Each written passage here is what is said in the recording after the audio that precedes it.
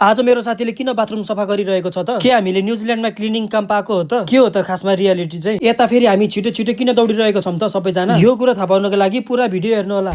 Okay guys, welcome back to another mini vlog. आजको vlog सुरु हुँदैछ मेरो आफ्नै घरको लिफ्टबाट। खासमा भन्नुपर्दा आज मलाई कलेज जान मनै छैन, तर के गर्नु, जानै पर्छ। राति पनि कामबाट ढिलो आएको हुन्छु, निन्द्र पनि पुगिरहेको हुँदैन, एकछिनको लागि त सबै छोडिदिउ जस्तो पनि लाग्छ। अनि फेरि याद आउँछ मैले नेपालमा हुँदा कति धेरै स्ट्रगल गरेको थिएँ कि यो कन्ट्री आउनको लागि। त्यही भएर साथीहरू, आज गरेको सानो प्रयास नै भोलिको ठुलो परिवर्तन बन्न सक्छ। त्यसैले अहिले तपाईको जीवनमा जति नै गाह्रो भए पनि नआत्तिनुहोस्, किनकि सही समय आएपछि सबै कुरा ठिक हुन्छ। बिस्तारै हिँड्नुस्, तर रोकिनु चाहिँ हुँदैन। सायद जिन्दगी भनेको यही नै रहेछ, मन नहुँदा पनि आफ्नो सपनाको लागि अघि बढिरहनु पर्छ। जस्तै म अहिले कलेज गइरहेको छु। कलेज पुग्न साथ मैले मेरो दुईजना साथीहरूलाई पनि भेटे। क्लास स्टार्ट हुनलाई मात्र अब 2 मिनेट मात्रै बाँकी थियो, त्यही भएर हामीले लिफ्ट होइन सिडीको उपयोग गरेर छिटो गइरहेको छौं। फाइनली क्लासमा पनि पुग्यो र अब म खोल्न थाल्छु मेरो ल्यापटप। हेर्नुस् त, कृष्ण भगवानले पनि भन्नुहुन्छ कि आज बुरा है कल अच्छा आएगा, वक्त ही तो है बदल जाएगा। त्यसैले साथीहरू, आजको दुःखलाई देखेर भोलिको आउने दिनलाई दुःख नबनाऊ, किनकि समय कहिल्यै एउटै रहँदैन। आज आँसु आएको छ भने भोलि त्यही आँखामा खुसी पनि आउन सक्छ। बस आफूमा विश्वास राखौं, समयलाई समय दिऊ, किनकि खराब समय पनि सधैँको लागि हुँदैन। 2 घण्टा पढिसकेपछि हाम्रो ब्रेक पनि भयो। त्यसपछि तपाईहरुलाई थाहा छ म ब्रेक हुने बित्तिकै जाने भनेको फेरि पुल खेल्नको लागि।